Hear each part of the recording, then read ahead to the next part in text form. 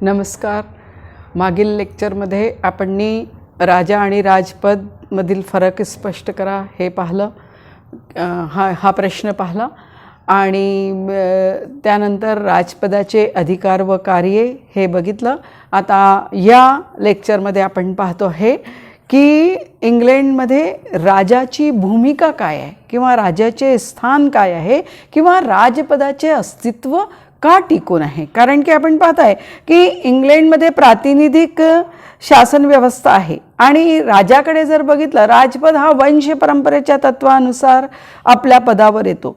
लोकशाहीमध्ये स्वातंत्र्य, समता ही तत्वे अत्यंत महत्त्वाची ठरतात आणि या मूल्यांशी जर वंश परंपरेचे तत्व जर आपण पाहिलं तर निश्चितच विसंगती आपल्याला दिसून येते की म्हणूनच 20व्या शतकामध्ये लोकशाही करण्याच्या प्रक्रियासोबतच आपल्याला असं दिसून येते की इजिप्त म्हणा, पोर्तुगाल म्हणा, इराण म्हणा, या अनेक देशातील राजेशाही व राजाचे महत्त्व हे संपुष्टात आलेले आहे.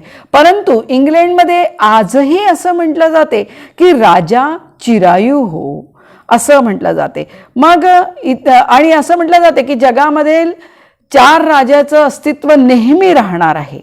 ते म्हणजे असं म्हटलं जाते की जगामध्ये 5 राजाचं अस्तित्व नेहमी राहणार आहे. 4 म्हणजे पत्त्याच्या खेळातील 4 राजे आणि 1 इंग्लंडचा राजा, असे 5 राजाचे अस्तित्व नेहमी कायम राहणार आहे असं म्हटलं जाते.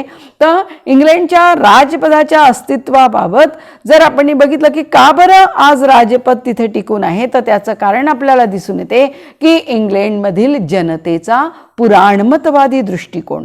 आज प्रातिनिधिक युगामध्ये राजपदाचे अस्तित्व टिकून असण्याचे महत्त्वाचे कारण म्हणजे ब्रिटिश जनतेचा पुराणमतवादी दृष्टिकोन हे आहे. कारण की ब्रिटिश जनतेने 1649 ते 60 या दशकामध्ये लष्करी हुकुमशाहीचा वाईट अनुभव घेतला आणि त्यामुळे मग ऐतिहासिक अनुभवातून ब्रिटिश जनतेची अशी भूमिका झाली की लष्करी हुकुमशाहीपेक्षा निरंकुश राजा बरा, असा इंग्लंडचा दृष्टिकोन तयार झाला, तिथल्या जनतेचा दृष्टिकोन तयार झाला. आणि म्हणून 1688 मध्ये रक्तविरहित क्रांती होऊन एकही रक्ताचा थेंब न सांडता आपल्याला दिसून येते की इंग्लंडमध्ये राजेशाहीचे रूपांतरण लोकशाहीमध्ये झाले असं आपल्याला दिसून येते. या म्हणजे इंग्लंडच्या जनतेचा पुराणमतवादी दृष्टिकोन असल्यामुळेच इंग्लंडमध्ये राजपद हे टिकून आहे. दुसरं आपल्याला दिसून येते की मंत्रिमंडळात्मक शासन संस्थेचा तो आवश्यक भाग झालेला आहे. कारण की इंग्लंडमध्ये मंत्रिमंडळ शासन आहे आणि मंत्रिमंडळ शासन जर आपण पाहिलं तर त्यामध्ये मंत्रिमंडळ एक तर हुजूर पक्षाचं राहते किंवा मजूर पक्षाचे राहते, म्हणजे त्याला राजकीय स्वरूप प्राप्त होते आणि म्हणजे त्यांच्याच जवळ शासकीय सत्ता केंद्रित झाली असते, एक तर हुजूर पक्षाच्या हाती किंवा मजूर पक्षाच्या हाती. आणि अशा शासन संस्थेमध्ये एकमेव गैर राजकीय पद म्हणजे हा इंग्लंडचा राजा आहे. म्हणून इंग्लंडच्या राजाच्या बाबतीत म्हटलं जाते की इंग्लंडचा राजा कोणतीही चूक करू शकत नाही.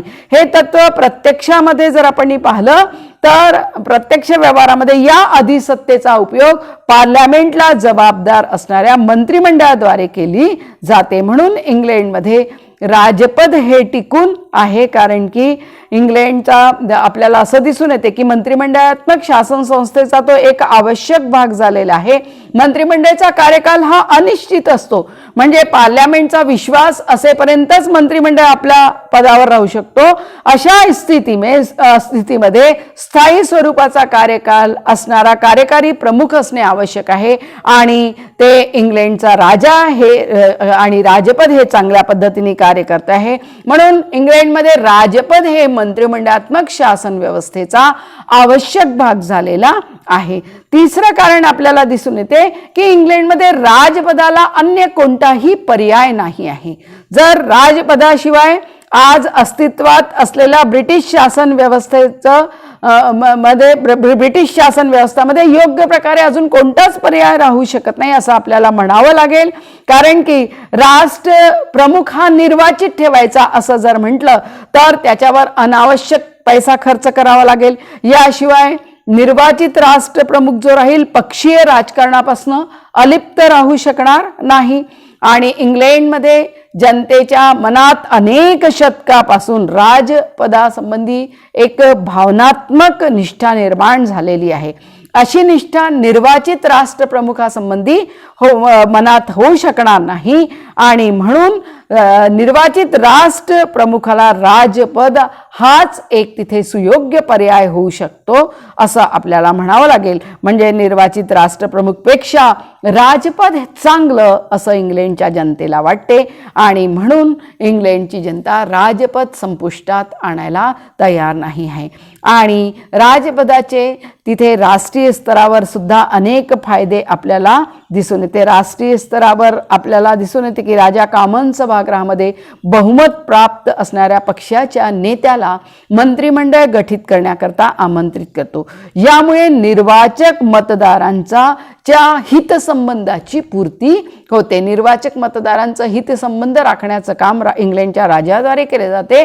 कारण की निर्वाचनानंतर ज्या पक्षाला बहुमत प्राप्त होते त्या पक्षाच्या नेत्याला तो मंत्रिमंडळ गठीत करण्याकरता आमंत्रित करतो. दुसरं आपल्याला दिसून येते की मंत्रिमंडळाचा मित्र, मार्गदर्शक, तत्वज्ञ म्हणून सुद्धा राजा कार्य करतो. तो मित्र आहे, मार्गदर्शक आहे आणि तत्वज्ञ म्हणून त्याच्याद्वारे कार्य केलं जाते. आणि राजकीय पक्षांमधील विवाद सोडविण्याचं काम राजा खूप चांगल्या पद्धतीने करतो, कारण की तो कुठल्याच पक्षाचा नसतो. तसंच राष्ट्रीय स्तरावरील जे फायदे आहेत तसेच आंतरराष्ट्रीय स्तरावरील सुद्धा राजपदाचे फायदे आहे. तो राष्ट्रकुल व आंतरराष्ट्रीय संघटनेचा प्रमुख आहे. इंग्लंडचा राजा हा राष्ट्रकुलचा आंतरराष्ट्रीय संघटनेचा प्रमुख आहे. म्हणजे राष्ट्र कुटुंबीय देशाच्या संघटनेच्या ऐक्याचा प्रतीक म्हणजे इंग्लंडचं राजपद आहे. राजा अन्य देशाला सदिच्छा भेटी देतो. इंग्लंडचे अन्य देशांशी चांगले संबंध निर्माण करण्याचं काम तो करतो. म्हणजे त्याचे आंतरराष्ट्रीय स्तरावर त्याच्यामुळे विविध फायदे आपल्याला दिसून येतात. म्हणून इंग्लंडमध्ये आज राजपद टिकून आहे आणि राजा चिरायू हो असं म्हटलं जाते. यानंतर इंग्लंडमध्ये प्रिव्ही काउन्सिल आपण पाहूया की इंग्लंडच्या राज्यव्यवस्थेमध्ये आज प्रिव्ही काउन्सिल चं महत्त्व हे केवळ राष्ट्रीय उत्सव व कार्यक्रमामध्ये जाणवते आपल्याला. राजपदाचे काही कार्ये प्रिव्ही काउन्सिलद्वारे केली जाते. ही सर्व कार्ये औपचारिक स्वरूपाची आहे. औपचारिक म्हणजे नाममात्र स्वरूपाची आहे असं आपल्याला दिसून येते. आज प्रिव्ही काउन्सिलचं महत्त्व जवळपास संपल्यासारखेच आहे असं आपल्याला दिसून येते. पण तरीही इंग्लंडच्या जनतेचा किंवा ब्रिटिश जनतेचा पुराणमतवादी दृष्टिकोन असल्यामुळे प्रिव्ही काउन्सिल अद्यापही तिथे अस्तित्वात आहे असं दिसून येते. आजही ते कायम आहे. मंत्रिमंडळ पद्धतीचा प्रारंभ सुरुवातीला आपण पाहतोय की प्रिव्ही काउन्सिल मधूनच झालेला आहे. प्रिव्ही काउन्सिल हे इंग्लंडच्या सरकारचे सर्वात प्राचीन अंग आहे. सुरुवातीला क्युरिया रेजिस नावाने संबोधली जाणारी समितीला राजाच्या राज्यकारभाराला सल्ला देण्याचे कार्य ही करीत होती. म्हणजे राजाला क्युरिया रेजिस नावानी एक संस्था होती आणि ती राजाला राज्यकारभारासंबंधी सल्ला देण्याचं काम करत होती. पण हळूहळू क्युरिया रेजिसच्या कार्यामध्ये बरीच वाढ झाली. तिचं काम वाढलं म्हणून प्रशासकीय कार्य करण्याकरता एक नवीन संस्था तिथे निर्माण करण्यात आली आणि या संस्थेलाच प्रिव्ही काउन्सिल असे म्हटले जाऊ लागले. या प्रिव्ही काउन्सिलमध्ये जवळपास 300च्या जवळपास सदस्य आहे आणि राजकीय व्यवहारामध्ये प्रिव्ही काउन्सिलला फार महत्त्वाचे स्थान नसले तरीही या संस्थेचे सदस्यत्व प्राप्त करणे एक मानाचे आणि एक प्रतिष्ठेचे स्थान समजले जाते. तिथले जे आर्च बिशप आहे, बिशप आहे, राष्ट्रकुल संघटनाचे सदस्य आहे, राष्ट्राचे पंतप्रधान म्हणा, मंत्रिमंडळ म्हणा, आजी माजी सगळे सदस्य म्हणा, विज्ञान, साहित्य इत्यादी, कला इत्यादी क्षेत्रामध्ये जे नामवंत व्यक्ती आहे या सगळ्यांचा समावेश प्रिव्ही काउन्सिलमध्ये केला जातो. म्हणून याच्या प्रिव्ही काउन्सिलचा सभासद होणे एक मानाचं, सन्मानाचं पद प्राप्त केल्यासारखे आहे. राजाद्वारे यांची नियुक्ती केली जाते आणि घराण्यातील सदस्यांचा विवाह असो किंवा राजाने राजपदाची सूत्रे जेव्हा स्वीकारली असेल याचा समारंभ असो, यासारख्या महत्त्वपूर्ण प्रसंग जेव्हा असते तेव्हा प्रिव्ही काउन्सिलची बैठक आमंत्रित केले जाते. तसेच काही सामान्य कार्य करण्यासाठी सुद्धा प्रिव्ही काउन्सिल आमंत्रित केली जाते. याची कार्य विविध प्रकारची आहे. पहिला तर नवीन मंत्रिपरिषद सदस्यांना शपथ देण्याचं काम यांच्याद्वारे केले जाते. अध्यादेश लागू करण्याचं काम केले जाते. विद्यापीठ, नगरपालिका, अन्य स्थानिक स्वराज्य संस्थांसाठी आदेशांना अनुमती देण्याचं काम या प्रिव्ही काउन्सिलद्वारे केले जाते. दंड माफ करायचा असेल तर ते कार्य यांच्याद्वारे केले जाते.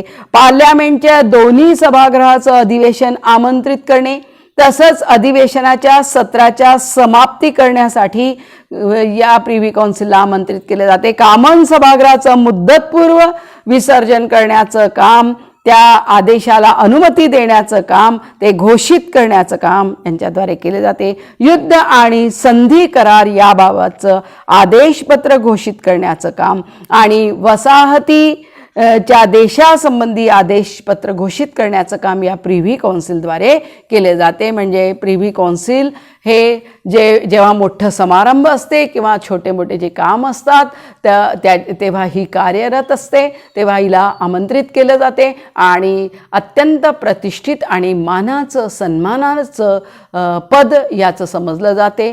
राजाद्वारेच प्रिव्ही काउन्सिलच्या सदस्यांची नियुक्ती केली जाते. धन्यवाद. इथे राजा आणि राजपद हा चॅप्टर समाप्त झालेला आहे. धन्यवाद.